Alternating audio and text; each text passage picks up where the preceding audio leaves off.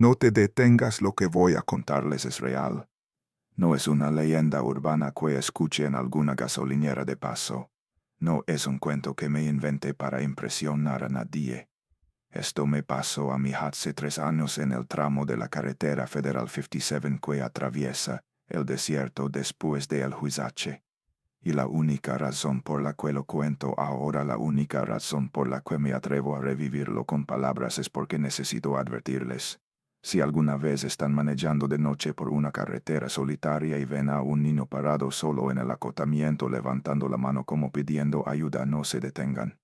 Por lo que más quieran, no se detengan, porque eso que parece un niño no es un niño, y si cometen el error de mirarlo a los ojos van a desear haber muerto antes de ver lo que yo vi. Mi nombre es Marcos Gallardo. Tengo 33 años y llevo más de 10 manejando traileres por todo México.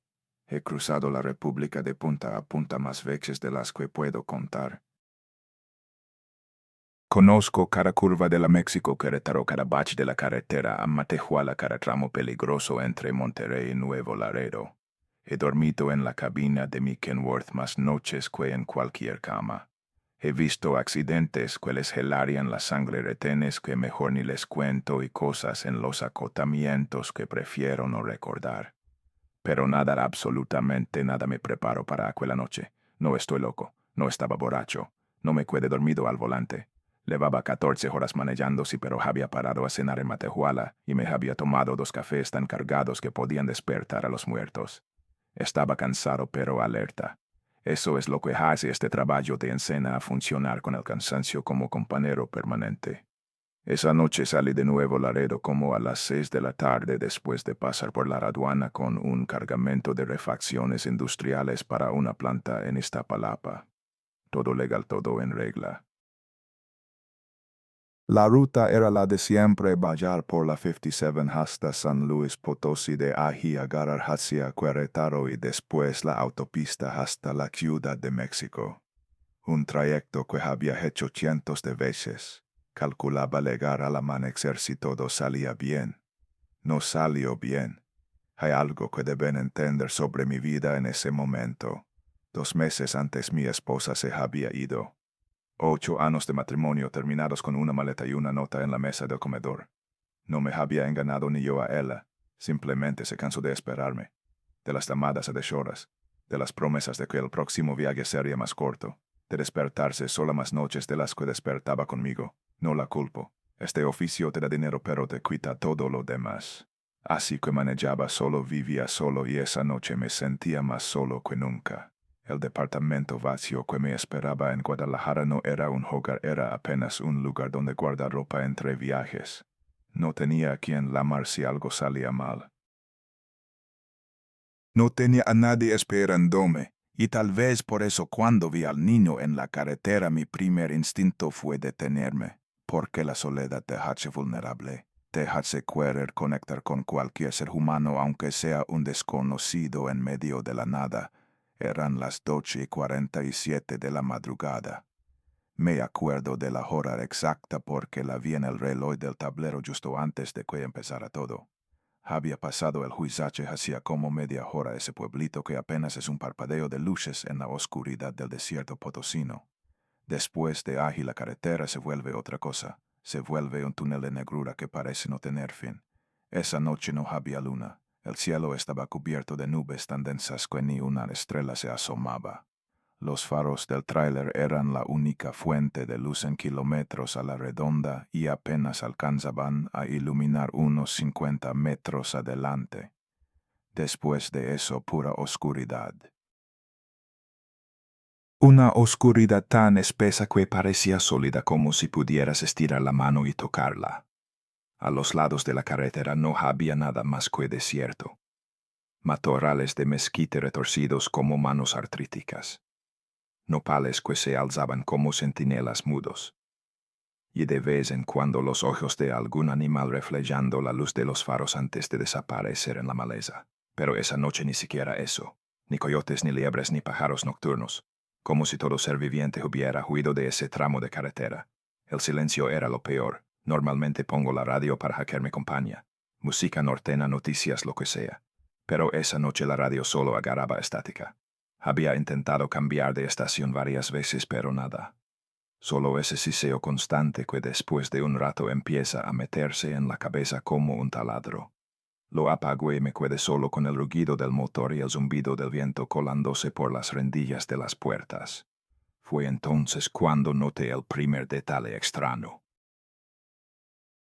El reloj de tablero es el reloj digital verde que llevaba años funcionando sin problemas parpadeo. La hora cambió de 12:47 a 12:44. 3 minutos hacia atrás. Duró apenas un segundo y luego volvió a marcar. 12:47 como si nada hubiera pasado. Me froté los ojos. 14 horas manejando pensé. El cansancio me está jugando trucos. Probablemente fue un problema de voltaje y una fluctuación en el sistema eléctrico. Estas Kenworth viejas tienen sus manos. No le di más importancia. Unos minutos después sentí el frío. No fue gradual. Fue como si alguien hubiera abierto una ventana en pleno invierno, aunque estábamos en julio y el aire acondicionado estaba apagado porque la noche era templada. Un frío que se metió por la nuca y me bajó por la espalda como dedos helados. Me estremecí y subí la ventanilla que ya estaba cerrada. Revisé las otras ventanas, todas cerradas. Revisé las rendillas del aire. Nada. Pero el frío seguía ahí concentrado en un punto justo detrás de mi cabeza como si alguien estuviera respirando sobre mí. Giré la cabeza hacia atrás. No había nadie. Solo el pequeño espacio detrás de los asientos donde guardo una cobija, una linterna y algunas herramientas. Todo en su lugar. Nada fuera de lo normal. El frío es por el cansancio, me dije. Cuando llevas tantas horas despierto, el cuerpo empieza a fallar. La temperatura se desregula. Es normal, es completamente normal, pero no se sentía normal. Lo siguiente fue la sensación de que alguien me observaba. No sé cómo explicarlo mejor. Era como una presión en la base del cráneo, una conciencia constante de que había ojos clavados en mí desde algún lugar que no podía identificar. Miré por los espejos retrovisores. La carretera atrás estaba vacía, tan negra como adelante. Miré hacia los lados, solo matorrales y oscuridad. Pero la sensación no se iba. Hay que entender algo sobre los camioneros. Pasamos tanto tiempo solos en la carretera que desarrollamos una especie de sexto sentido para el peligro. Aprendemos a detectar cuando algo no está bien, cuando hay que acelerar y no parar, cuando un tramo de carretera tiene mala vibra. Los viejos del gremio tienen historias de todo tipo. Hablan de tramos malditos, de aparecidos, de luches que desiguen en el desierto. Yo siempre me burlé de esas historias. Las consideraba supersticiones de gente ignorante, cuentos para asustar a los novatos. Esa noche dejé de burlarme. Un compañero viejo, don Aurelio, me había advertido una vez sobre este tramo específico de la 57. Estábamos en una fonda cerca de Saltillo, él con su café y yo con mis enchiladas, cuando me dijo algo que se me quedó grabado, aunque en su momento lo descarté como tonterías de anciano. Hay lugares donde la tierra guarda cosas mío, cosas que no deberían andar sueltas. Y ese pedazo de carretera después de el Huizache es uno de ellos. Si alguna vez vas por allí de noche y ves algo raro, no pares. No importa lo que veas, no importa si es una mujer llorando, un hombre herido o un chamaco perdido. Tú sigue de largo y no mires atrás, porque lo que se aparece en esos caminos no es gente, es otra cosa. Y si te detienes te va a seguir hasta tu casa. Le había sonreído con condescendencia. Gracias por el consejo, don Aurelio, le dije, pero yo no creo en esas cosas. Él me miró con esos ojos que habían visto 40 años de carretera y negó con la cabeza. No se trata de creerme yo, se trata de sobrevivir. Ahora, manejando por ese mismo tramo que él me había advertido, sus palabras me daban vueltas en la cabeza. Las descarté. Coincidencia, pensé. Sugestión. Me había acordado de la historia del viejo y ahora mi mente cansada estaba inventando cosas. El reloj fue una falla eléctrica. El frío fue el cansancio. La sensación de ser observado era paranoia por falta de sueño. Todo tenía una explicación lógica. Todo. Mire el GPS en mi celular. Sin señal. Normal en esta zona. Mire el odómetro. Llevaba como 60 kilómetros desde el Huizache. A esta altura ya debería estar viendo las primeras luces de algún poblado, alguna gasolinera, alguna señal de civilización, pero no había nada. Solo la carretera recta y negra extendiéndose hasta donde alcanzaban los faros y después la nada. Fue entonces cuando lo vi. Al principio pensé que era un animal, un perro quizás o un coyote de los que a veces cruzan la carretera de noche. Una forma pequeña en el acotamiento derecho apenas visible en el límite del alcance de mis faros. Reduje la velocidad por instinto, no quería atropelar a nada. A medida que me acercaba la forma se fue definiendo. No era un animal, era un niño. Un niño de unos 7 u 8 años parado solo en el borde de la carretera en medio de absolutamente ningún lugar a la 1 de la madrugada. Vestía una camiseta blanca que alguna vez fue blanca pero ahora estaba sucia y rasgada en varios lugares. Un short azul deslavado. Los pies descalzos cubiertos de tierra hasta los tobillos. El cabello negro revuelto como si no lo hubieran peinado en semanas. Y la cara manchada de mugre con surcos que podrían haber sido de lágrimas secas. Tenía un brazo levantado, la mano pequeña extendida hacia la carretera, el gesto universal de quien pide ayuda. El otro brazo colgaba a su costado, pero el dedo índice apuntaba hacia los matorrales a su derecha, como si quisiera mostrarme algo, como si hubiera algo allí que yo necesitara ver. Mi pie se movió hacia el freno antes de que mi cerebro pudiera procesar lo que estaba viendo. Un niño solo en la carretera, a la 1 de la madrugada, a 60 kilómetros de cualquier pueblo. Algo estaba muy mal. La voz de don Aurelio resonó en mi cabeza: si ves un chamaco perdido no pares. Tú sigue de largo. Pero también pensé en otra cosa. Pensé en los noticieros, en las historias de niños abandonados, secuestrados, perdidos. Pensé en qué clase de monstruo sería yo si pasaba de largo y dejaba a un niño desamparado en medio del desierto. Pensé en cómo me sentiría mañana, pasado mañana, el resto de mi vida, sabiendo que pude haber ayudado y no lo hice. Y pensé en que yo no creía en fantasmas, en que esas eran supersticiones de gente sin educación, en que había una explicación perfectamente racional para que un niño estuviera allí, aunque en ese momento no pudiera imaginar cuál. Detuve el tráiler. El motor quedó encendido, rugiendo suavemente en la oscuridad. Abrí la puerta y el aire de la noche me golpeó la cara. No era frío como el que había sentido antes en la cabina. Era templado, normal para una noche de verano en el desierto.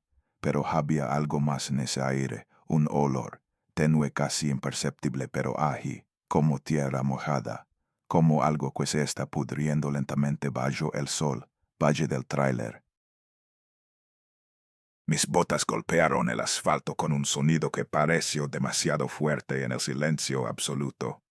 No había grilos, no había viento, no había nada, solo el ronroneo del motor a mis espaldas y adelante el niño. Seguía en la misma posición, el brazo levantado, el dedo apuntando, los ojos fijos en mí, los ojos. Incluso desde esa distancia, tal vez 30 metros, había algo raro en sus ojos.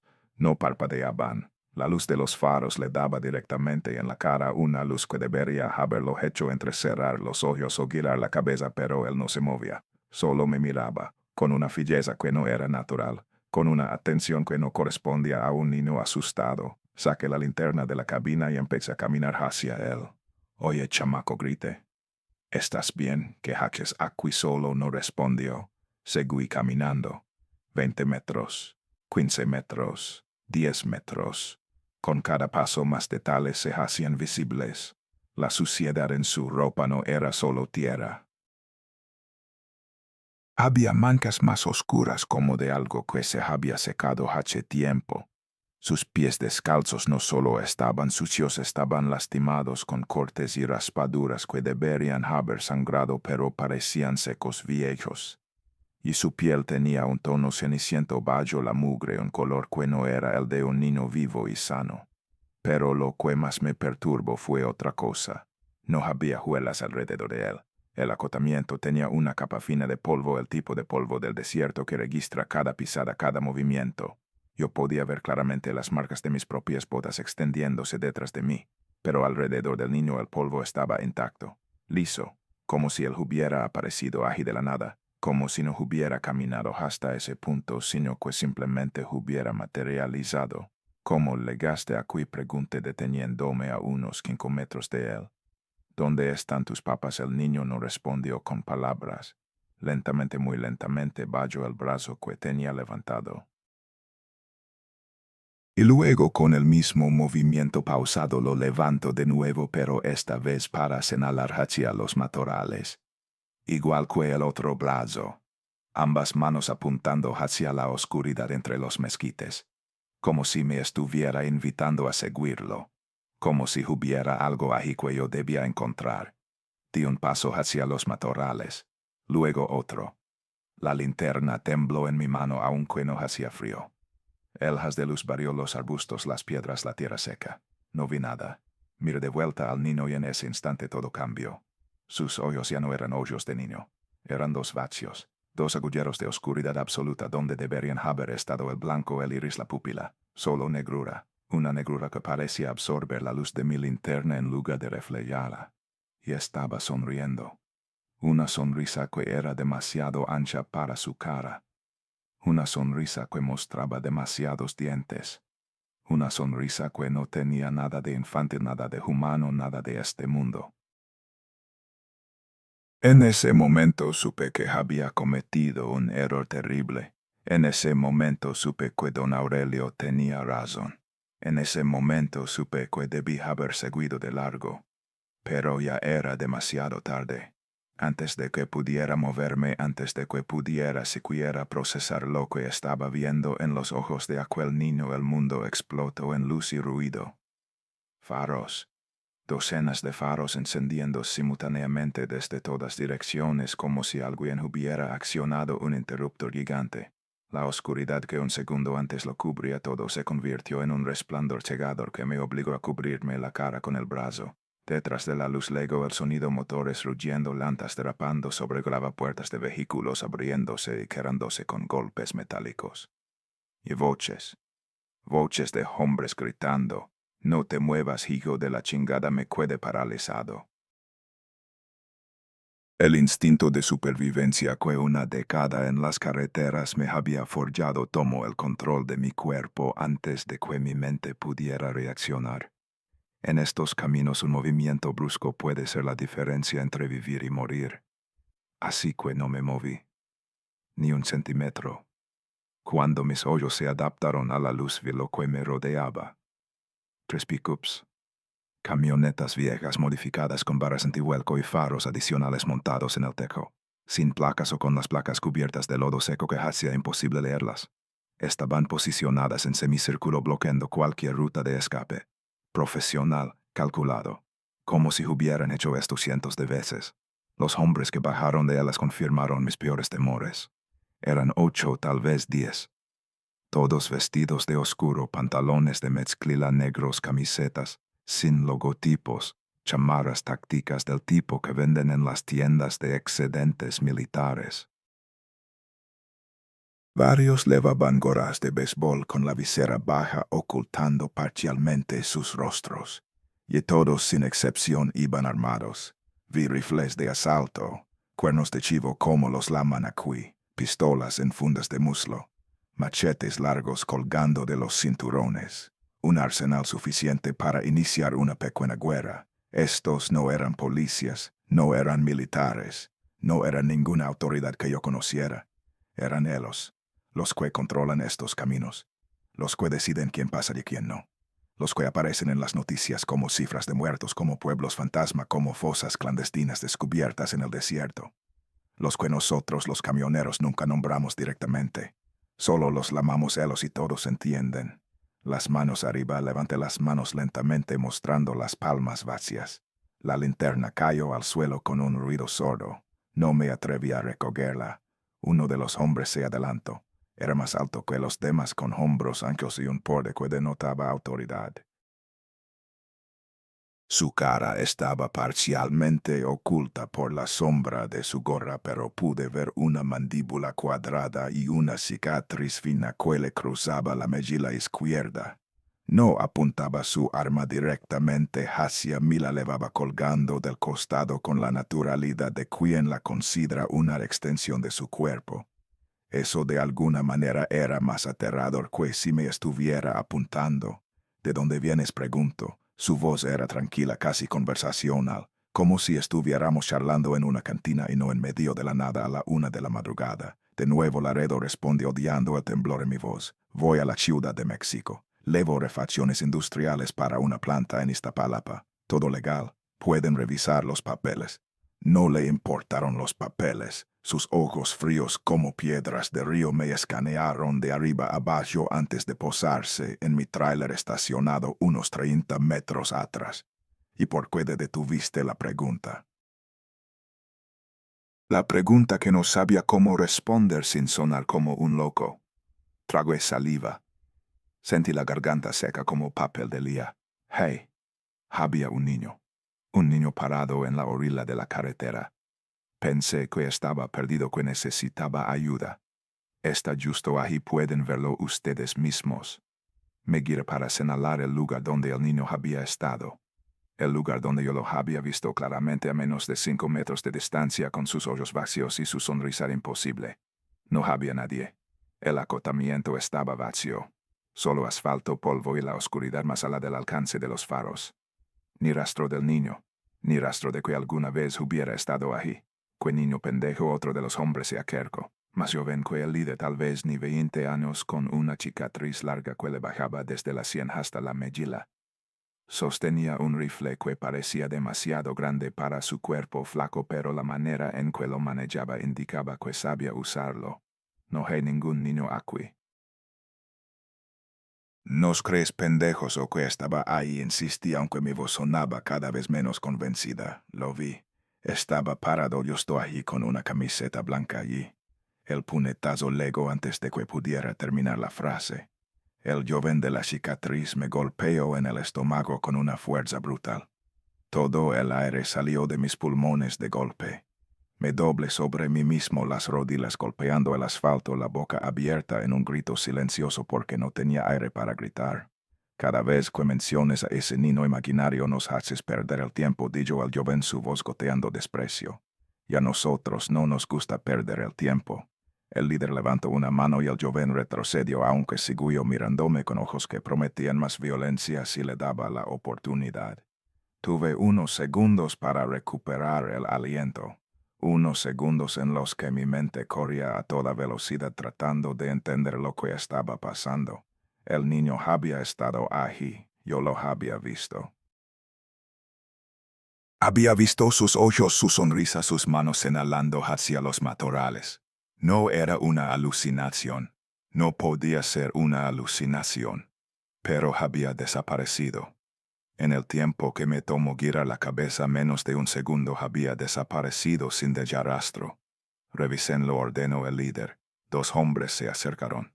Manos rudas me agarraron de los brazos y me pusieron de pie a la fuerza. Me empujaron contra el cofre de una de las pickups, la lámina caliente por el motor todavía encendido. Sentí el metal quemándome a través de la camisa mientras me inmovilizaban con la cara aplastada contra la superficie. El registro fue minucioso y brutal. Revisaron cada bolsillo de mis pantalones, cada pliegue de mi camisa, cada centímetro de mi cuerpo. Encontraron mi cartera con unos cuantos billetes, mi licencia de conducir, mi credencial del sindicato. Encontraron mi celular, que uno de ellos apagó inmediatamente y se guardó en el bolsillo. Encontraron mi cajetilla de cigarros y mi encendedor.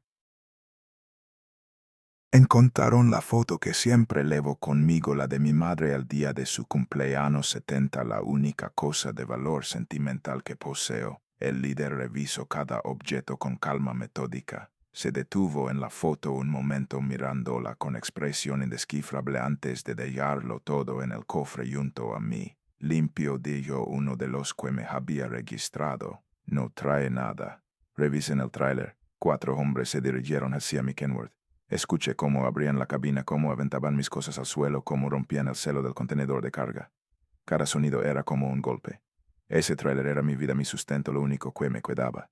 Y ellos lo estaban violando como si no fuera nada. Pero no podía hacer nada.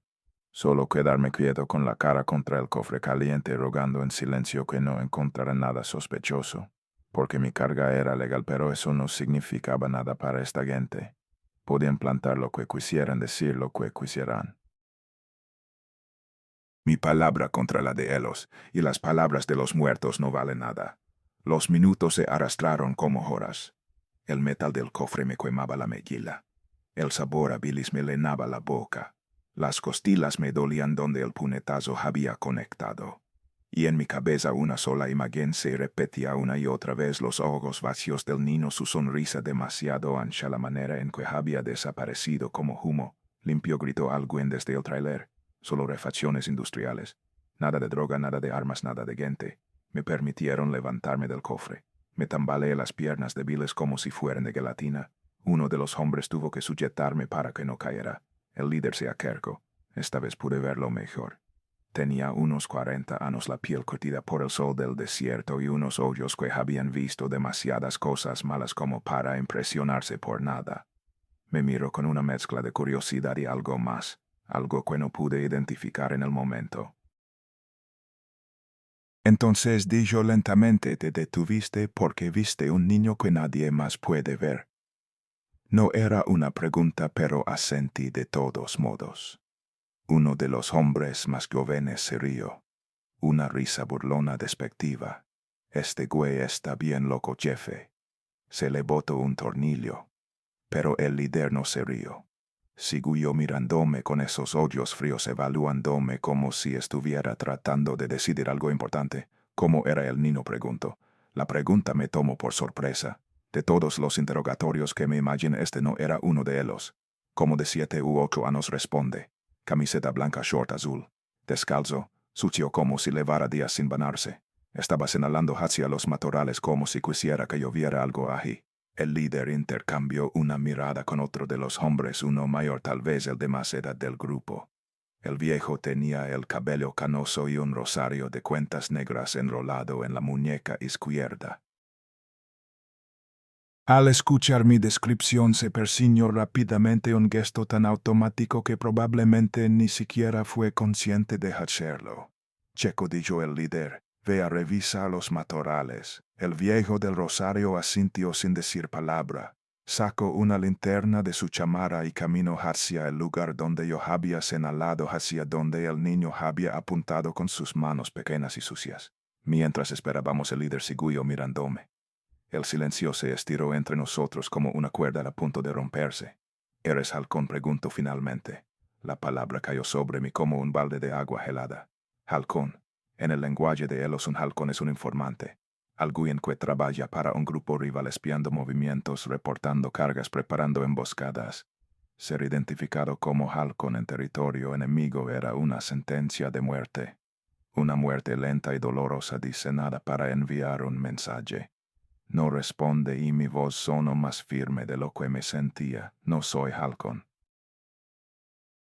No trabajo para nadie. Soy solo un camionero independiente.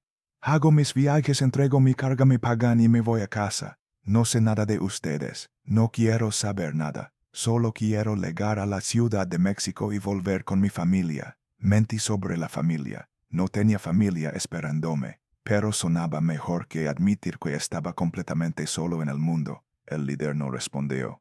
Seguía evaluándome con esa mirada penetrante que parecía ver a través de mis palabras, a través de mi piel, hasta el fondo de mi alma. Llevé la voz de Checo luego desde los matorrales. Había algo extraño en su tono. No era miedo exactamente, pero tampoco era la calma profesional que había mostrado antes.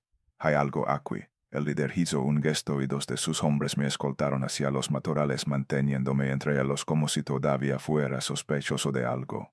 Caminamos los 20 metros que nos separaban del lugar donde Checo estaba parado, su linterna apuntando hacia abajo. Lo que vi me heló la sangre. Huelas de pies pequeños, de pies de niño impresas en la tierra suelta entre los arbustos. Claras definidas, imposibles de confundir.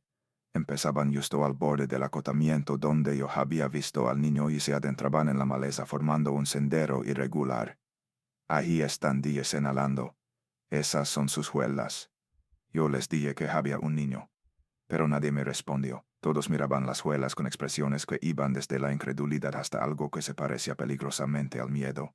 Síganlas, ordenó el líder. Checo y otro hombre siguieron el rastro, sus linternas barriendo la oscuridad. El resto nos quedamos en silencio esperando. Yo todavía sentía el ardor de las costillas golpeadas, el sabor metálico de la adrenalina en la boca. Pero más que el dolor físico me perturbaba otra cosa. Las juelas confirmaban que el niño había estado allí, que yo no estaba loco, que no había alucinado.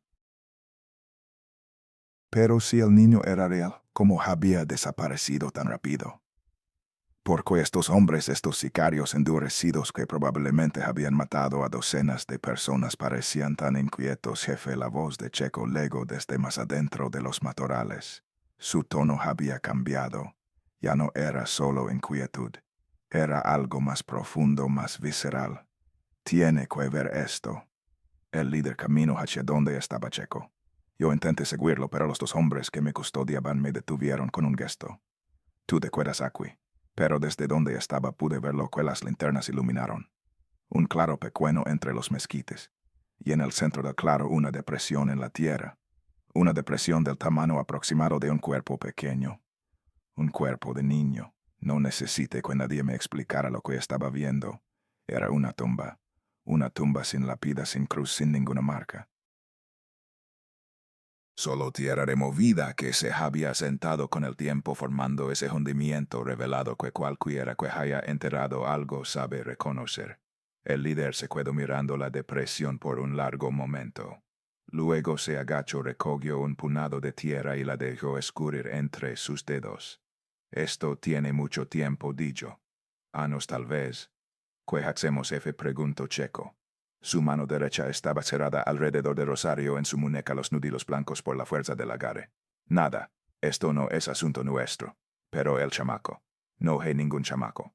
Lo que este güey vio. El líder se detuvo, pareció considerar sus palabras. Lo que vio no es un chamaco. No es nada que nos corresponda resolver. Se incorporó y caminó de regreso hacia donde yo estaba. Su expresión había cambiado. Ya no me miraba como a un sospechoso o un potencial enemigo. Me miraba como se mira a alguien que acaba de recibir una mala noticia, con algo parecido a la lástima. ¿Cómo te llamas?, preguntó. Marcos Gallardo. Bien, Marcos. Escúchame con atención porque solo lo voy a decir una vez. Asentí, incapaz de hablar. Vete de aquí. Súbete a tu trailer y maneja. No mires atrás. No vuelvas a pasar por esta carretera de noche. Y no le cuentes a nadie lo que viste. A nadie. ¿Entiendes? Si murmure. Empecé a caminar hacia mi trailer, las piernas todavía temblorosas, la mente todavía procesando todo lo que había pasado. Pero antes de que pudiera alejarme más de unos pasos, la voz del líder me detuvo. Oye, Meguire. Estaba parado en el borde del círculo de luz creado por los faros de las pickups. Medio rostro iluminado, medio rostro en sombras. Como una moneda con dos caras. La próxima vez que veas un niño en la carretera de noche, no te detengas. Porque pregunté, aunque una parte de mí ya sabía la respuesta. El líder guardó silencio por un momento. Cuando habló, su voz había perdido toda la dureza de antes. Sonaba casi resignado. Porque hay cosas en estos caminos que no son de este mundo, Marcos. Cosas que usan las formas de los inocentes para atraer a los vivos. Nosotros controlamos esta carretera. Cobramos cuotas, movemos producto, hacemos lo que tenemos que hacer para sobrevivir. Pero hay territorios que ni siquiera nosotros tocamos. Lugares donde la tierra guarda cosas que no deberían andar sueltas. Y ese tramo después del Huizache es uno de ellos. Traga saliva. Mi garganta se sentía como si estuviera llena de arena. ¿Qué es lo que vi? Pregunté. ¿Qué era ese niño? No lo sé, y no quiero saberlo. Lo único que sé es que los que se detienen cuando lo ven, a veces no vuelven a arrancar. Los encontramos después sentados en sus carros con el motor apagado y los ojos abiertos. Muertos, sin una herida, sin una explicación, solo muertos. Sentí que el suelo se movía bajo mis pies, o tal vez era yo el que temblaba. El líder dio un paso hacia atrás fundiéndose con las sombras. Vete, Marcos. Y si valoras tu vida, no mires el espejo retrovisor hasta que llegues a San Luis Potosí. No necesité que me lo repitieran. Caminé hacia mi tráiler tan rápido como mis piernas temblorosas me permitieron. Subí a la cabina, cerré la puerta con llave y arrancó el motor. El rugido familiar del diésel nunca me había sonado tan reconfortante. A través del parabrisas vi cómo las pickups comenzaban a moverse. Los faros se apagaron uno por uno y las camionetas desaparecieron en la oscuridad como si nunca hubieran estado allí. En cuestión de segundos estaba solo de nuevo en la carretera. Puse la primera velocidad, solté el embrague. El tráiler comenzó a avanzar. Había sobrevivido. Contra todo pronóstico había sobrevivido a un encuentro con un grupo armado en medio de la noche. Debería sentirme aliviado. Debería sentirme agradecido. Pero no podía dejar de pensar en lo que el líder había dicho. No mires el espejo retrovisor. Era una instrucción simple, fácil de seguir. Solo tenía que mantener los ojos en la carretera frente a mí, ignorar los espejos y manejar hasta llegar a algún lugar seguro, simple. Pero la mente humana es traicionera. Cuanto más te dices que no hagas algo, más difícil se vuelve no hacerlo. Y mientras los kilómetros pasaban, mientras la oscuridad se tragaba el tramo de carretera donde todo había ocurrido, mis ojos empezaron a derivar hacia la izquierda, hacia el espejo retrovisor. No lo hagas, me dije. No mires. Pero ya era demasiado tarde. Mire, y lo que vi me arrancó un grito que resonó en la cabina vacía. El niño estaba parado en medio de la carretera exactamente donde lo había visto la primera vez, inmóvil, con el brazo levantado, con los ojos fijos en mi tráiler que se alejaba. Pero esta vez no estaba señalando hacia los matorrales. Esta vez me estaba señalando a mí, y estaba sonriendo. Esa sonrisa. Dios mío, esa sonrisa. Demasiado ancha para su cara pequeña, demasiados dientes brillando en la oscuridad. Una sonrisa que no era de este mundo, que no pertenecía a ningún ser vivo. Aparte la vista del espejo bruscamente, el corazón me latía tan fuerte que podía sentirlo en las sienes, en la garganta, en las puntas de los dedos. Apreté el volante con tanta fuerza que los nudillos se me pusieron blancos. No es real, me dije. Es el estrés, es el cansancio, es la sugestión después de todo lo que ese hombre me dijo. No es real, pero cuando miré de nuevo el velocímetro me di cuenta de algo que me heló la sangre. Llevaba 20 minutos manejando a 100 kilómetros por hora. Según mis cálculos, debería haber recorrido más de 30 kilómetros. Debería estar acercándome a las primeras señales de civilización, a las luces de algún pueblo, a cualquier indicio de que había dejado atrás ese tramo maldito. Pero la carretera seguía igual, la misma oscuridad, los mismos matorrales, el mismo vacío infinito extendiéndose en todas direcciones, como si no me hubiera movido en absoluto. Mire el GPS en el tablero. La pantalla mostraba a mi posición un punto azul inmóvil en medio de la nada, exactamente donde me había detenido para ver al niño. No había avanzado ni un metro. El pánico comenzó a trepar por mi garganta como un animal vivo. Pise el acelerador a fondo. El motor rugió en protesta, pero obedeció. 110, 120, 130 kilómetros por hora. Una velocidad suicida para un tráiler cargado en una carretera de 2 carriles. No me importó.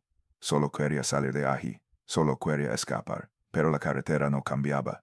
El paisaje no cambiaba. Era como estar corriendo en una cinta sin fin, gastando energía sin llegar a ningún lado.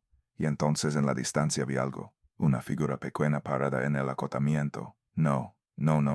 Frené en seco. Las llantas chirriaron sobre el asfalto. El tráiler se sacudió violentamente, la carga moviéndose en el contenedor con un estruendo metálico.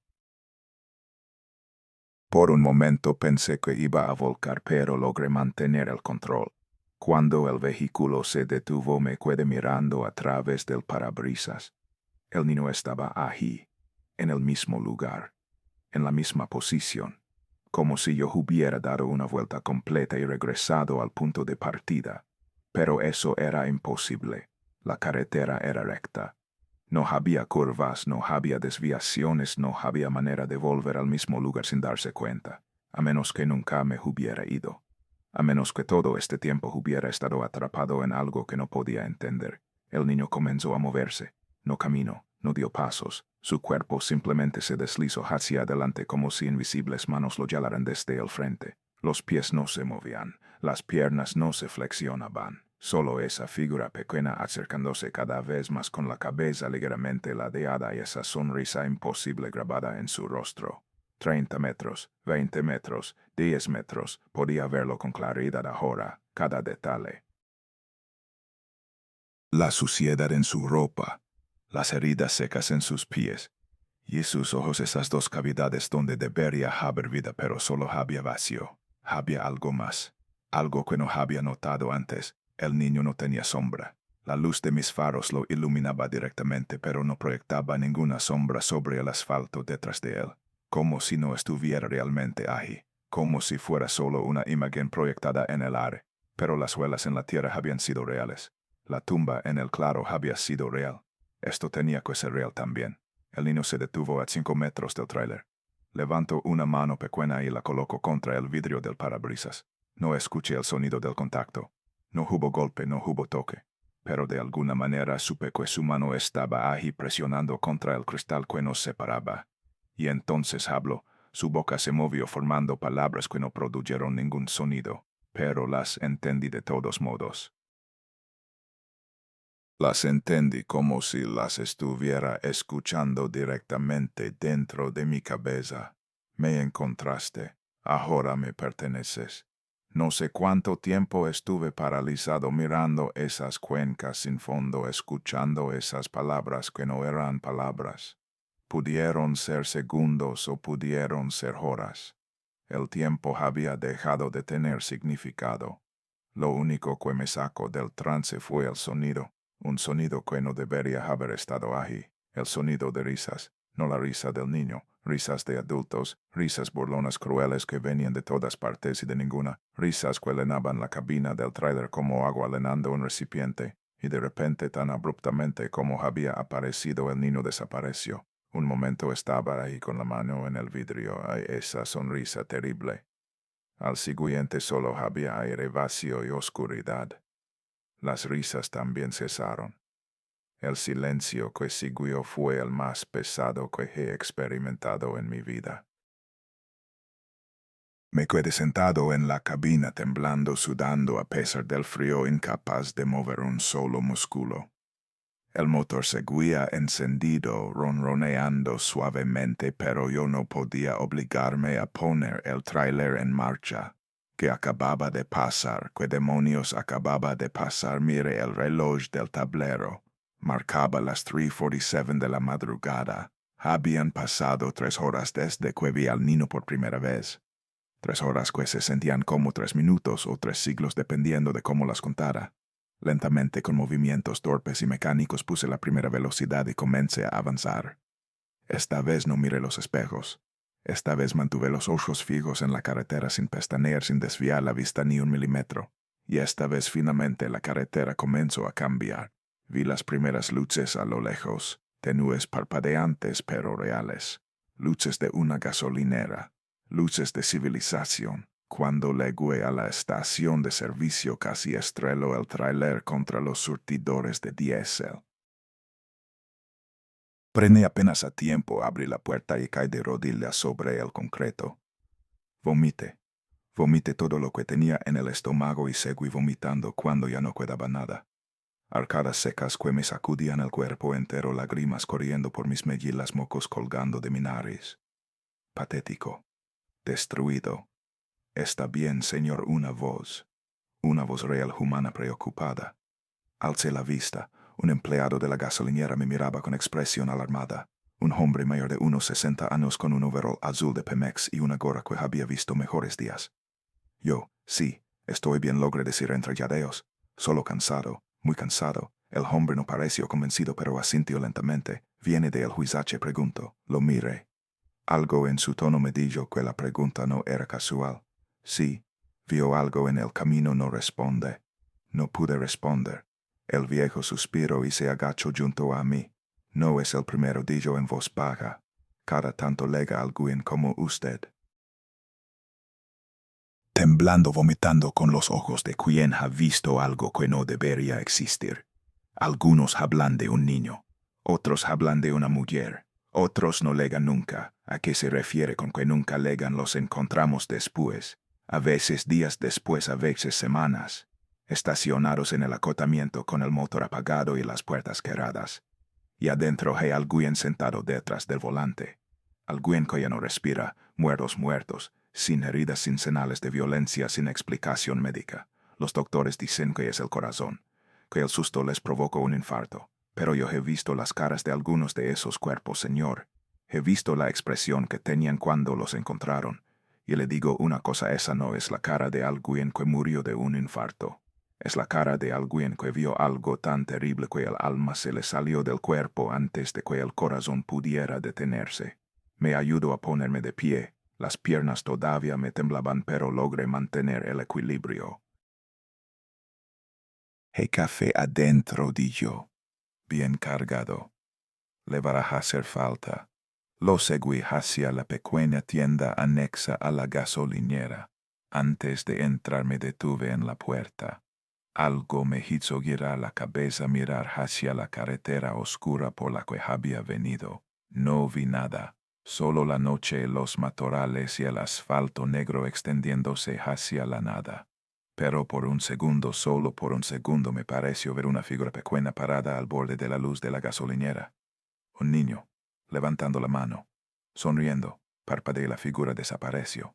Entré a la tienda sin mirar atrás, pero sabía con una certeza que me helaba hasta los huesos que lo que había empezado esa noche iba a marcarme para siempre. El café sabía a tierra quemada y desesperación. Lo bebí de todos modos, aferrándome a la taza como si fuera lo único que me mantenía anclado a la realidad. Mis manos todavía temblaban. Cada vez que cerraba los ojos, aunque fuera por un segundo, veía esa sonrisa, esos ojos sin fondo. Esa mano pequeña presionando contra el parabrisas. El empleado de la gasolinera se llamaba Refugio. Me lo dio mientras me servía la segunda taza de café sin que yo se lo preguntara. 72 años trabajando en esa estación, primero con su padre, luego solo. Había visto de todo, di yo. Accidentes que partían los carros en dos. Asaltos que dejaban charcos de sangre en el estacionamiento. Pero lo que más había visto, lo que más le quitaba el sueño, eran las personas que llegaban desde el huizache con esa mirada que yo tenía ahora. Algunos no hablan nunca, me di yo sentándose frente a mí en una de las mesas de plástico de la pequeña tienda. Se quedan callados mirando a la nada y después de un rato se suben a sus carros y se van. Otros hablan demasiado.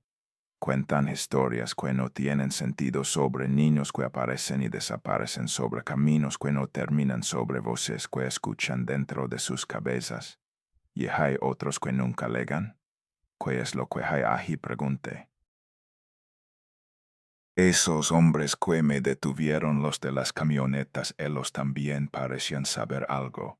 El jefe me dijo que no me detuviera si veía un niño, que hay cosas en ese camino que no son de este mundo. Refugio asintió lentamente. Los muchachos del cártel conocen esas historias mejor que nadie. Ellos controlan la carretera, pero saben que hay tramos donde ni ellos se meten. Ese pedazo después del huizache es uno de esos lugares. Dicen que la tierra está embrujada, que algo pasó ahí hace muchos años, algo que dejó una marca que nunca se borró. ¿Qué pasó? Nadie lo sabe con certeza. Mi abuela, que en paz descanse, contaba que cuando ella era niña hubo una familia que vivía cerca de ese tramo. Un matrimonio joven con un hijo pequeño. El padre trabajaba en las minas de plata que había por esa zona y la madre se quedaba en casa cuidando al niño. Una noche el padre no volvió del trabajo. La madre esperó un día, 2 días, una semana. El hombre nunca apareció. Algunos dijeron que lo habían matado en una harina. Otros dijeron que se había fugado con otra mujer. La madre enloqueció de dolor. Y una noche de luna negra tomó al niño y caminó hacia la carretera. Refugio hizo una pausa. Sus ojos viejos se perdieron en algún punto distante, como si estuviera viendo la escena desarrollarse frente a él. Nadie sabe exactamente qué pasó después. Algunos dicen que se ahogó frente a un carro que pasaba llevando al niño en brazos. Otros dicen que caminó hacia el desierto y nunca volvió. Lo único que sé es que desde entonces la gente empezó a ver cosas en ese tramo. Una mujer llorando. Un niño pidiendo ayuda. Sombras que se mueven entre los matorrales. Y el niño que yo vi refugio me miró directamente a los ojos. Si vio a un niño, señor, entonces vio al hijo de esa mujer. O lo que queda de él. Dicen que su espíritu quedó atrapado en ese lugar buscando a su padre que nunca volvió. Buscando a alguien que lo ayude, pero no es ayuda lo que necesita. Ya es demasiado tarde para eso. Lo que busca ahora es compañía. Alguien que se quede con él en esa oscuridad para siempre. Un escalofrío me recorrió la espalda. El café en mi estómago se revolvió peligrosamente. Pero yo no me quedé, dije. Me fui, escape. ¿Está seguro? La pregunta me golpeó como un puñetazo. ¿Qué quería decir con eso? Refugio. Se levantó de la mesa y caminó hacia la ventana que daba al estacionamiento. Afuera mi tráiler seguía donde lo había dejado con las luces de la gasolinera reflejándose en el meta de la cabina. Los que escapan digo sin volverse a veces se elevan algo con ellos. No siempre es visible. No siempre es tangible. Pero está ahí acompañándolos, esperando que no lo sé. Tal vez el momento correcto. Tal vez el lugar correcto. Tal vez solo está esperando a que usted vaya la guardia. Me puse de pie tan bruscamente que la silla cayó al suelo con un estrepito. El corazón me latía desbocado. De repente la pequeña tienda se sentía claustrofóbica, las paredes demasiado cerca, el techo demasiado bajo. Necesito irme, dije. Necesito llegar a la Ciudad de México. Necesito salir de aquí. Refugio se volvió para mirarme. En sus ojos vi compasión, pero también algo más. Algo parecido al miedo. Vaya con Dios, señor, y si me permite un consejo cuando llegue a su destino buscará a alguien que pueda ayudarlo, un sacerdote, una curandera, alguien que sepa de estas cosas, porque lo que lo siguió desde ese camino no se va a ir solo porque usted lo ignore. Estas cosas hay que enfrentarlas, hay que cerrar la puerta que se abrió o nunca va a estar en paz. No responde, no podía responder. Salí de la tienda casi corriendo, el aire fresco de la madrugada golpeándome la cara como una bofetada. El cielo había empezado a clarear.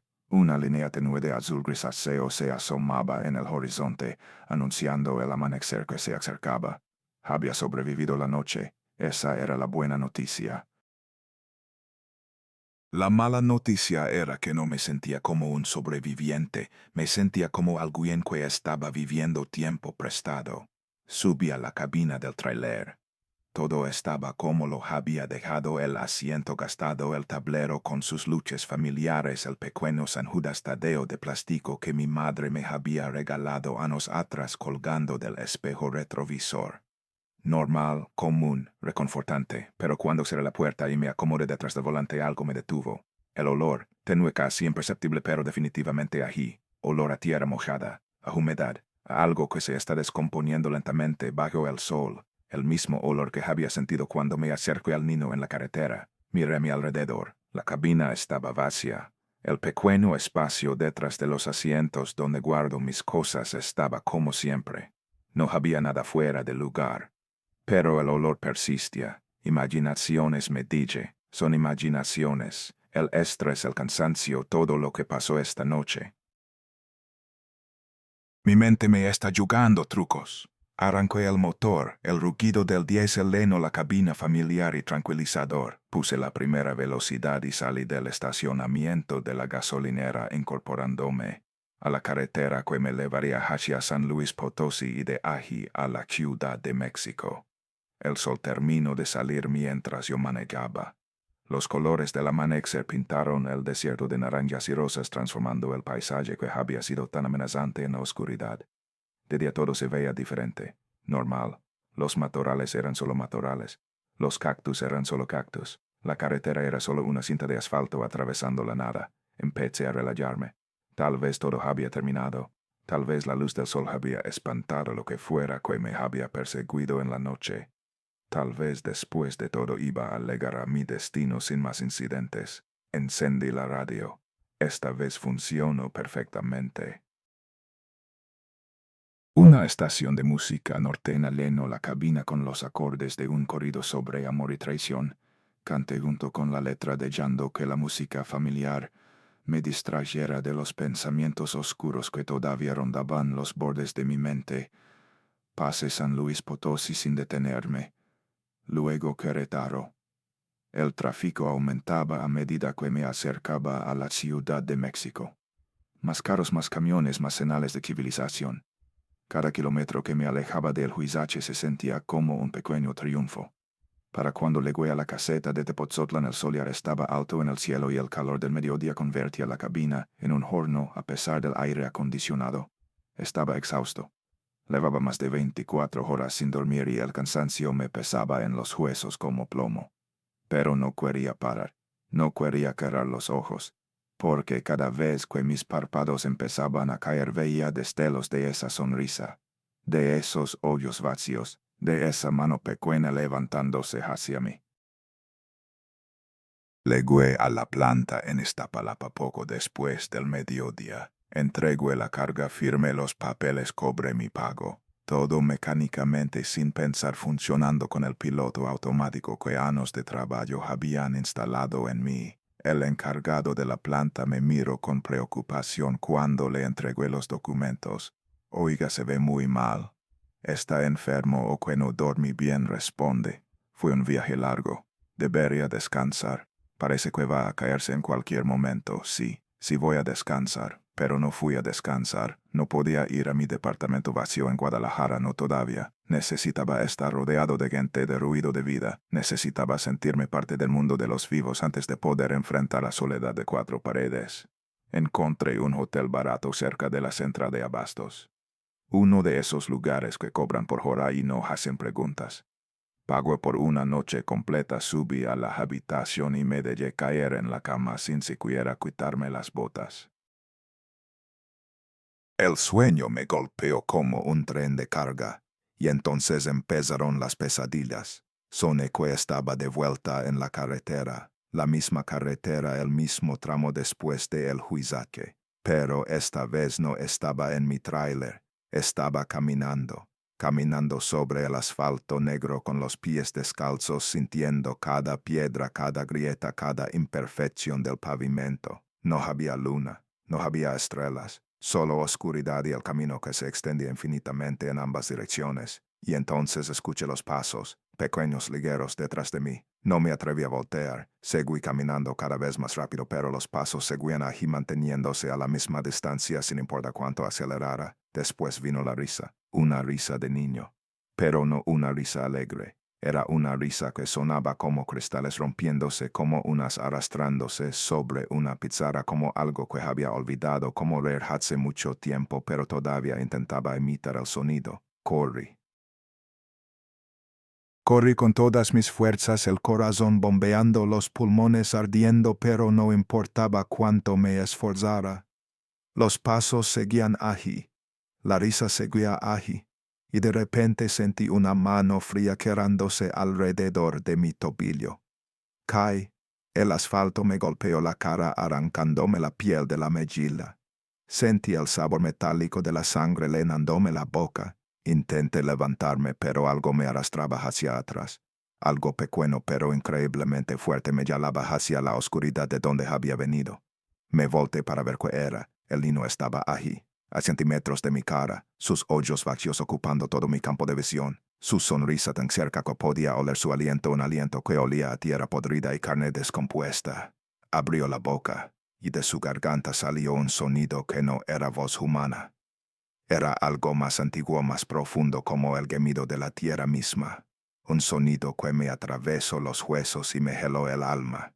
Te encontré, dijo sin mover los labios. Ahora eres mío. Desperté gritando. La habitación del hotel estaba sumida en sombras. ¿Cuánto tiempo había dormido? Miré el reloj en la mesita de noche. Las 11 de la noche. Había dormido casi 10 horas, pero me sentía como si no hubiera descansado en absoluto. Me senté en el borde de la cama tratando de calmar mi respiración. Solo fue un sueño, me dije. Una pesadilla causada por todo lo que había vivido. Normal, comprensible, pero entonces noté algo. Mis pies estaban sucios, cubiertos de polvo y tierra, como si hubiera caminado descalzo por un camino de terracería. Y había algo más. En mi tobillo derecho, exactamente donde en el sueño había sentido la mano del niño, había una marca roja, como si dedos pequeños hubieran apretado con fuerza suficiente para dejar moretones. El corazón se me detuvo. Me levanté de un salto y corrí al baño. Abrí la llave del lavabo y me mojé la cara con agua fría, tratando de despertarme completamente, de convencerme de que todavía estaba sonando. Cuando alcé la vista hacia el espejo, grité por segunda vez. Había alguien detrás de mí, una figura pequeña apenas visible en el reflejo oscurecido por la falta de luz. Parada en el umbral del baño, inmóvil, observándome. Me di la vuelta. No había nadie. El umbral estaba vacío. La habitación detrás de mí estaba vacía. Volví a mirar el espejo. El reflejo mostraba solo mi cara pálida y aterrorizada. Nada más. Pero yo sabía lo que había visto. Y sabía que no estaba imaginándolo. Salí del baño con el corazón latiéndome en la garganta. Encendí todas las luces de la habitación, cada lámpara, cada foco, hasta que el cuarto quedó inundado de luz artificial. No me importaba el consumo de electricidad. No me importaba nada excepto mantener las sombras alejadas. Me senté en la silla junto a la ventana, con la espalda contra la pared mirando hacia la puerta. No iba a dormir. No podía dormir. Cada vez que cerraba los ojos veía esa cara. Cada vez que la habitación se quedaba en silencio, escuchaba esos pasos pequeños. Las horas pasaron lentamente. Medianoche, 1 de la madrugada, 2 de la madrugada. A las 3 de la madrugada las luces parpadearon, no todas al mismo tiempo. Primero la lámpara del escritorio, luego la del techo, luego la del baño. Un parpadeo rápido, casi imperceptible, pero definitivamente ahí. Me puse de pie, los músculos tensos como cuerdas de guitarra. Las luces volvieron a parpadear, esta vez más lento, más deliberado, y entonces se apagaron todas.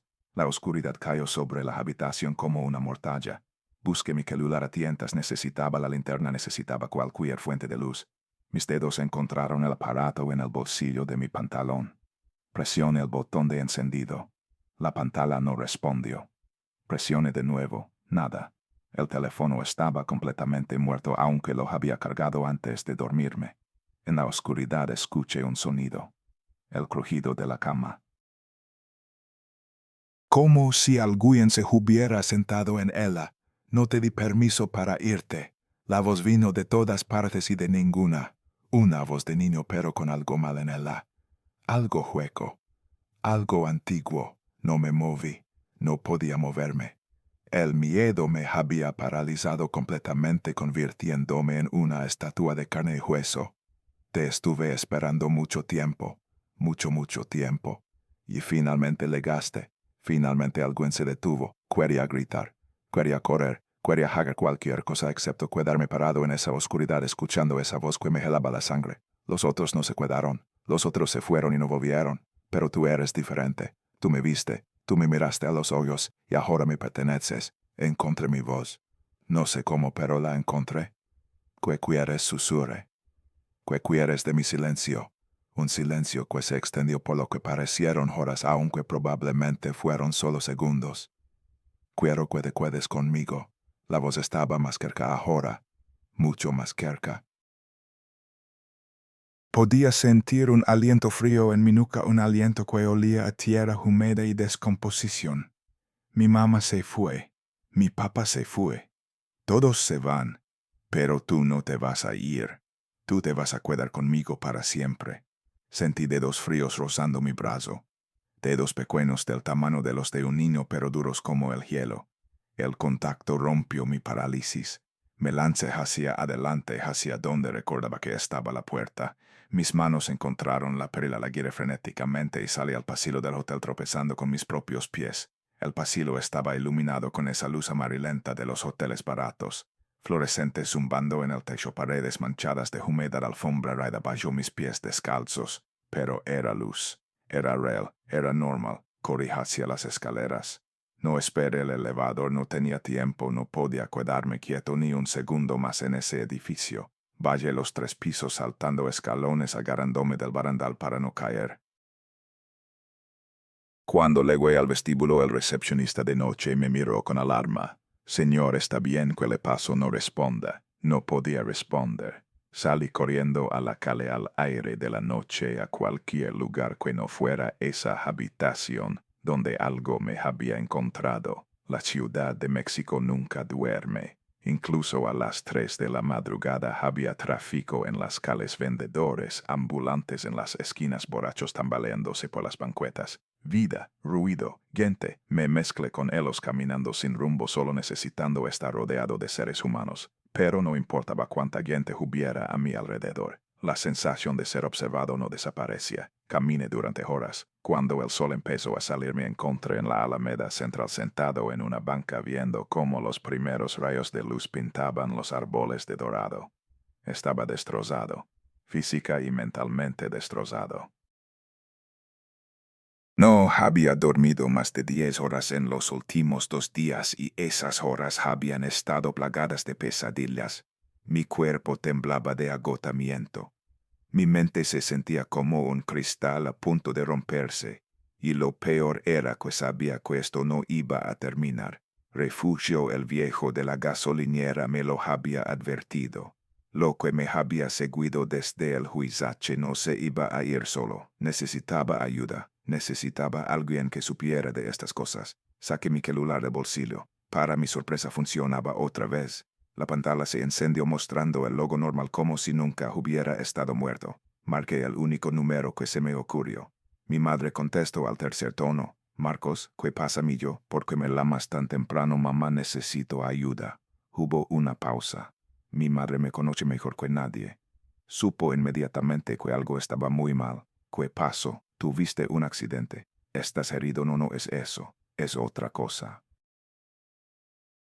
Mamá, ¿te acuerdas de Doña Consuelo, la curandera que vive en el barrio de La Paz? Doña Consuelo, sí, claro que me acuerdo.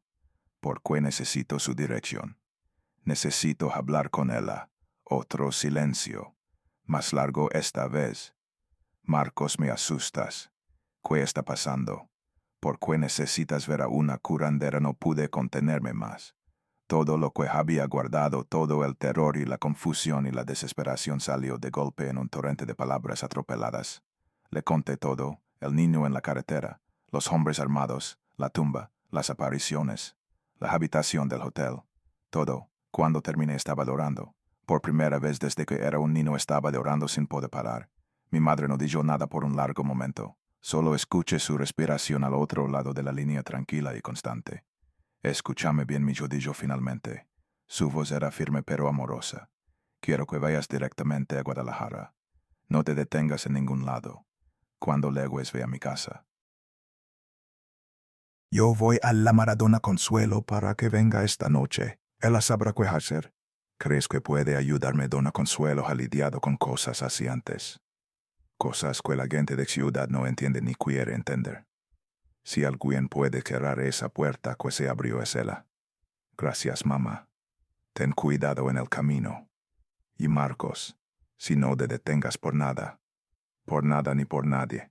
Me oyes aunque veas algo en la carretera, aunque parezca que alguien necesita ayuda, tú sigue de largo. Prométemelo. Te lo prometo. Colgó el teléfono. La determinación reemplazó al miedo, al menos por el momento. Tenía un plan. Tenía un destino. Tenía la esperanza de que esto podía terminar. Volví al hotel solo para recoger mis cosas. La habitación estaba tal como la había dejado, las luces encendidas aunque yo las había dejado apagadas al huir. La cama deshecha, mi mochila en el rincón, pero había algo nuevo. Sobre la almohada, como si alguien lo hubiera dejado ahí deliberadamente, había un objeto pequeño, una figura de barro. Me acerqué lentamente, el corazón latiéndome con fuerza. Era una figura tosca hecha a mano del tamaño de mi pulgar. Representaba a un niño con los brazos levantados. No la toqué, no me atreví a tocarla. Recogí mis cosas evitando mirarla y salí de la habitación sin voltear atrás. Pagué la cuenta sin responder a las preguntas del recepcionista sobre por qué había salido corriendo en medio de la noche. Subí a mi tráiler, arranqué el motor y me dirigí hacia la salida de la ciudad. El camino a Guadalajara normalmente me tomaba 6 horas. Esa vez lo hice en 5. Manejé como poseído deteniéndome solo para cargar gasolina sin apartar la vista del camino ni un segundo. Pero a pesar de la luz del día, a pesar del tráfico, a pesar de la normalidad que me rodeaba, no podía sacudirme la sensación de que algo viajaba conmigo. Cada vez que miraba el espejo retrovisor esperaba ver una figura pequeña sentada en la parte trasera de la cabina. Cada vez que el motor hacía un ruido extraño esperaba que las luces empezaran a parpadear. Cada vez que pasaba junto a un niño caminando por la orilla de la carretera el corazón se me detenía por un segundo. Llegué a Guadalajara cuando el sol empezaba a ponerse. La casa de mi madre estaba en un barrio viejo de la ciudad, una casa de adobe con un patio interior lleno de macetas y un altar a la Virgen de Guadalupe en el recibidor. El olor a frijoles cocinándose me golpeó cuando abrí la puerta, un olor de hogar, de seguridad, de todo lo que había perdido en esos 2 días eternos. Mi madre me recibió con un abrazo que duró varios minutos. No dijo nada, no necesitaba decir nada. Solo me sostuvo mientras yo temblaba contra su hombro, sintiendo por primera vez desde el juizache que tal vez, solo tal vez, iba a estar bien. Dona Consuelo llegó después de la cena. Era una mujer pequeña, arrugada como una pasa, con el cabello blanco recogido en un mono apretado y ojos que parecían ver más allá de lo visible.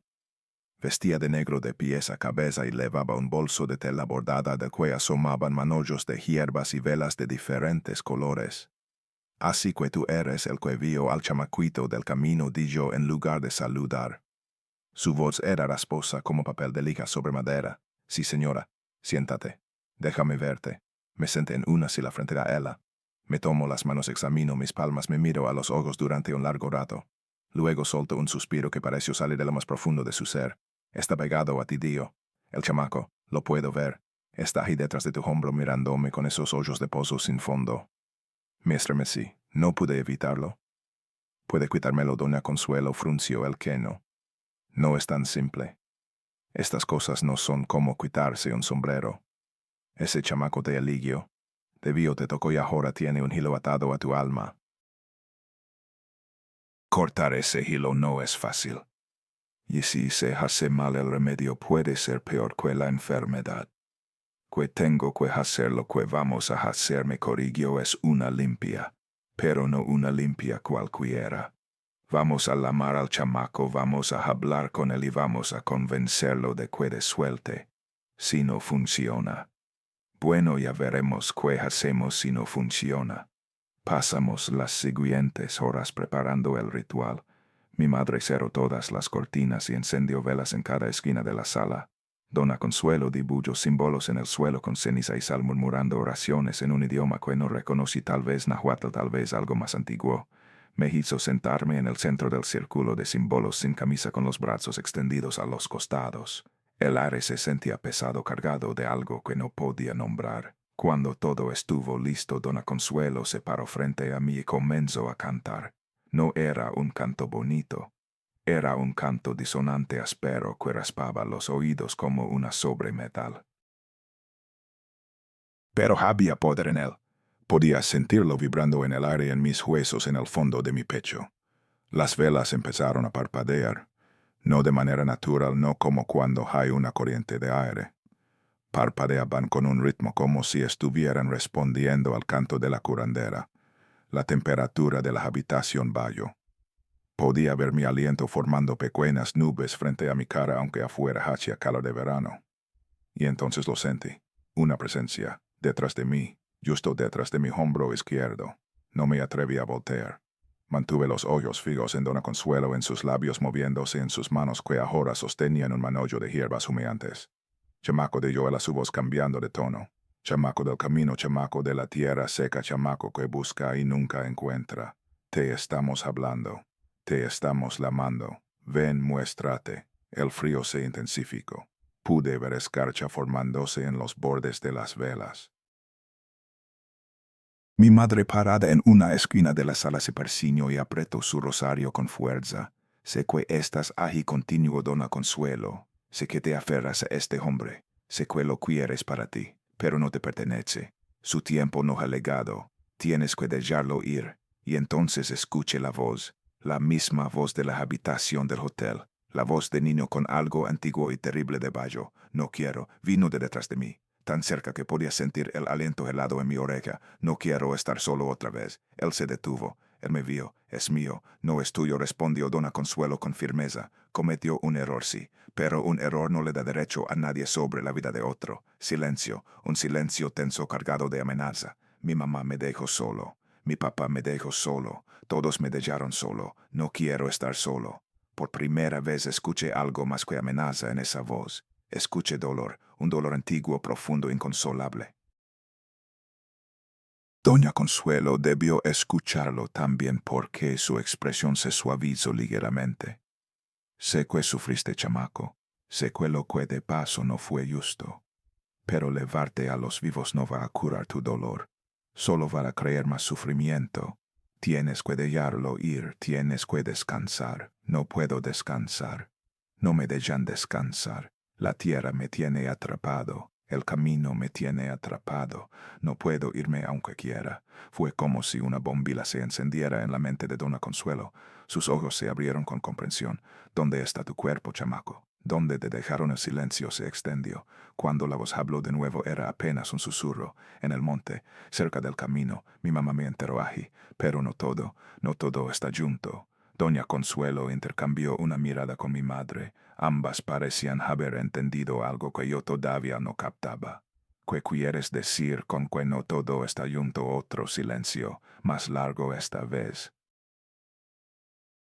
Cuando la voz habló de nuevo, había un dolor tan profundo que me hizo estremecer. Mi mamá me hizo cosas malas, antes de enterarme. Partes de mí están en otro lugar. No sé dónde. Mientras esas partes no estén conmigo, no puedo irme. No puedo descansar. Por eso busco a alguien que me ayude. Por eso los detengo en el camino. Escúchame bien, chamaco, dijo Dona Consuelo, su voz adquiriendo un tono solemne. Si te ayudamos a encontrar lo que te falta, si reunimos todos tus restos y te damos un entierro apropiado, vas a soltar a este hombre, vas a dejar de seguirlo. El aire se volvió más denso. Las velas parpadearon violentamente. Sentí algo rozar mi hombro como dedos pequeños dudando. Sí, la palabra fue casi inaudible, pero la escuché claramente. Si pueden hacer eso, lo soltaré. Pero tienen que encontrar todo. Tienen que juntarme. Si no lo hacen bien, voy a volver. Y no voy a ser tan amable la próxima vez. Entonces tenemos un trato, dijo Dona Consuelo. Vamos a hacer todo lo posible por encontrar tus restos. Pero necesito que te alejes de la hora. Que le des espacio. Puedes hacer eso, otro silencio. Luego puedo, pero no para siempre. Si tardan mucho, si no cumplen, voy a volver. Ya no voy a querer negociar. Lo entiendo. Ahora vete. Déjalo en paz hasta que cumplamos nuestra parte. Sentí algo, como si una cuerda invisible que no sabía que estaba atada a mi pecho de repente se aflojara. El peso que había estado cargando desde el huizache, un peso que ni siquiera había sido consciente de tener, se hizo más ligero. Pero no desapareció por completo. Las velas se apagaron todas al mismo tiempo, y en la oscuridad momentánea antes de que mi madre pudiera encender las luces, escuché un último susurro. No tarden. Cuando la luz volvió, Dona Consuelo estaba sentada en una silla pálida y sudorosa, pero con una expresión preocupada. Se alejó, di yo, por ahora, pero esto no terminó, mi yo. Lo que hicimos fue ganar tiempo, no cortar el lazo. Ese chamaco no va a descansar hasta que encontremos todos sus restos. Y si lo que digo es verdad, si su madre lo desmembró antes de enterrarlo, eso significa que hay partes de él en diferentes lugares. Mientras no las juntemos todas, él va a seguir atado a este mundo. ¿Y a ti, cómo vamos a encontrar algo así? Pregunté. Estamos hablando de algo que pasó hace décadas en medio del desierto. Dona Consuelo me miró con ojos cansados pero decididos. Tengo mis métodos. Voy a consultar con los espíritus, voy a hacer algunas preguntas, pero va a tomar tiempo. Y mientras tanto tienes que cuidarte. No salgas de noche si puedes evitarlo. No te detengas en carreteras solitarias. Y si sientes que él está cerca, si sientes ese frío, reza. Reza con todo tu corazón. No porque Dios vaya a salvarte, sino porque la fe es una luz que estas cosas no pueden apagar del todo. Me dejé caer hacia atrás agotado hasta los huesos, pero sintiendo algo que no había sentido en días, una pequeña lama de esperanza. Mi madre se acercó y me abrazó. Lo importante es que estás mejor dicho, que esa cosa se alejó. Lo demás lo resolveremos. Asentí demasiado cansado para hablar. Esa noche dormí en la cama de mi infancia en la habitación que había sido mía antes de que me fuera a buscar fortuna en los caminos. Y por primera vez en lo que parecían años dormí sin pesadillas. Pero antes de que el sueño me reclamara completamente, un último pensamiento cruzó mi mente. Teníamos un plazo, y si no lo cumplíamos el niño volvería. 3 años han pasado desde aquella noche. 3 años de búsqueda. 3 años de viajes al desierto con Doña Consuelo. 3 años de rituales, de consultas con espíritus, de excavaciones en lugares marcados por señales que solo ella podía ver. Encontramos los huesos principales 2 semanas después del ritual. Estaban donde el niño había dicho, cerca del camino, en la tumba que los sicarios habían descubierto. Los recogimos con cuidado, los colocamos en una caja de madera bendecida y los guardamos mientras buscábamos el resto. Pero el resto nunca apareció. Dona Consuelo dijo que la madre había llevado otras partes a un lugar diferente, un lugar que ni siquiera el espíritu del niño conocía. Tal vez un río, tal vez otro tramo del desierto, tal vez las quemó. No había manera de saberlo. Le dimos a los huesos que encontramos un funeral apropiado, una misa, flores, una lápida con el nombre que Dona Consuelo dijo haber recibido en sueños Miguelito. No sabíamos si ese era realmente su nombre, pero sentíamos que era correcto. Después del entierro las cosas mejoraron. El peso en mi pecho se hizo más ligero. Las pesadillas se volvieron menos frecuentes. Podía dormir la mayoría de las noches sin despertar gritando. Dejé el trabajo de camionero. No podía volver a subirme a un trailer, no podía volver a manejar de noche por carreteras solitarias. Encontré empleo como repartidor en la ciudad, turnos de día, rutas cortas, siempre rodeado de gente y de luz. Y por un tiempo funcionó. Por un tiempo logré convencerme de que era suficiente, que el entierro parcial había sido suficiente, que Miguelito había encontrado algo de paz aunque no toda, pero Dona Consuelo me lo había advertido. Si no encuentran todo, dijo, el día del funeral él va a volver, no sé cuándo, no sé cómo, pero va a volver, porque el trato era encontrar todos sus restos y no lo cumplimos completamente. Esa deuda sigue pendiente, y las deudas con los muertos siempre se cobran. Anoche a las 12:47 de la madrugada supe que tenía razón. Me desperté sin razón aparente, con el corazón latiéndome fuerte y la boca seca. El departamento estaba en silencio. La luz del pasillo, la que siempre dejó encendida, parpadeó. Una vez, 2 veces. Luego se apagó. Busqué mi celular. Muerto. Igual que aquella noche en el hotel hace 3 años. Y entonces sentí el frío. Ese frío que ya conocía. Ese frío que significaba que él estaba cerca. En la oscuridad escuché un sonido. Toc, toc, toc. 3 golpes en la puerta. Suaves, delicados, como los que daría un niño pequeño. Caminé hacia la puerta. No sé por qué. Tal vez porque necesitaba confirmar lo que ya sabía. Tal vez porque una parte de mí esperaba que fuera otra cosa, cualquier otra cosa. Me arrodillé y miré por la rendilla inferior. 2 pies pequeños, descalzos, esperando. Prometieron ayudarme, dijo la voz desde el otro lado. La voz que no había escuchado entre años, pero que reconocí inmediatamente. Prometieron encontrar todo. Prometieron que iba a descansar. Pero sigo incompleto. Sigo roto. Sigo solo. Miguelito, yo. 3 años esperé. 3 años les di y no cumplieron. Hicimos todo lo que pudimos. Enterramos lo que encontramos. Te dimos un funeral. No es suficiente. Nunca fue suficiente. Mientras partes de mí sigan perdidas, no puedo irme. No puedo descansar. Y si yo no puedo descansar, la voz se endureció, se volvió algo que ya no era solo dolor, sino también rabia. Entonces tú tampoco vas a descansar, nunca. Voy a estar contigo cada noche. Voy a estar en cada sombra, en cada espejo, en cada rincón oscuro de tu vida. Hasta que encuentres lo que falta, o hasta que te rindas y vengas conmigo. No voy a abrir la puerta. No tienes que abrirla, ya estoy adentro. Me di la vuelta. Allí en la esquina de mi sala donde las sombras eran más densas había una figura pequeña, inmóvil, observándome. No podía ver sus ojos en la oscuridad, pero podía sentir su sonrisa. Eso fue anoche. Ahora estoy grabando esto porque necesito que alguien sepa. Necesito que mi historia quede registrada. Por si mañana no despierto. Por si un día de estos ya no puedo seguir resistiendo. En la pared de mi sala hay un dibujo que no estaba allí esta mañana. Un dibujo hecho con carbón como lo haría un niño. Dos figuras tomadas de la mano. Una grande, una pequeña. Y debajo dos palabras mi papá. Cada noche el dibujo tiene más detalles. Ayer las figuras no tenían cara.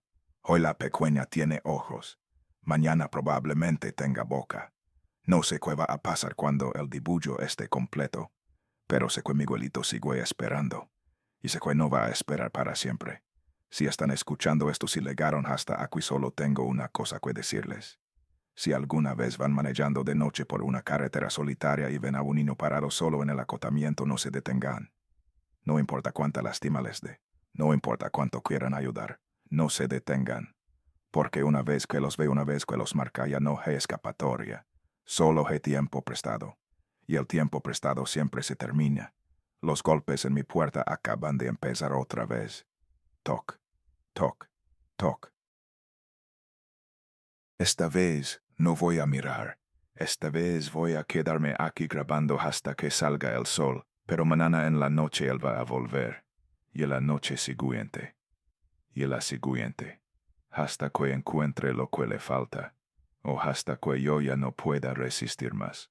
Y honestamente, después de 3 años de esto, después de 3 años de noches sin dormir y sombras en cada esquina y esa sonrisa esperándome cada vez que cierro los ojos, ya no sé cuánto más puedo aguantar, ya no sé cuántas noches más tengo, solo sé que él sigue allí afuera, esperando, sonriendo, y que algún día probablemente pronto voy a abrir esa puerta, no porque quiera, sino porque ya no voy a tener fuerzas para mantenerla cerrada.